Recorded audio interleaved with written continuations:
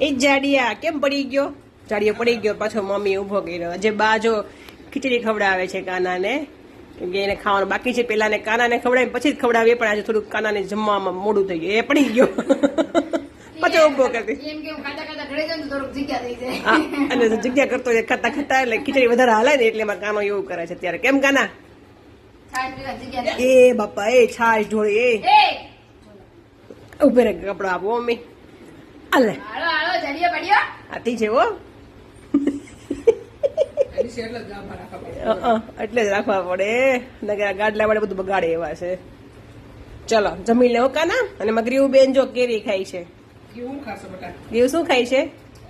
કેરી. એ પડી ગયો, પાછો પડી ગયો, પાછો પડી ગયો, પાછો પડી ગયો. બધા કેરી ખવડાવે. ગ્રીવ માટે ખીચડી બનાવી છે. આ ગ્રીવ માટે જ છે ખીચડી, અને બાજુમાં છે ને મોળો સંભારો, ગાજર ને કોબીજ નો બધું છે. રોટલી છે, પણ મેડમ ને છે ને એનો મોળો સંભારો તીખો, એટલે પણ મેડમ ને છે ને હજી કાંઈ નહીં ભાવે, ખાલી કેરી જ જોઈશે. ચાલો ખાઈ લો બેટા.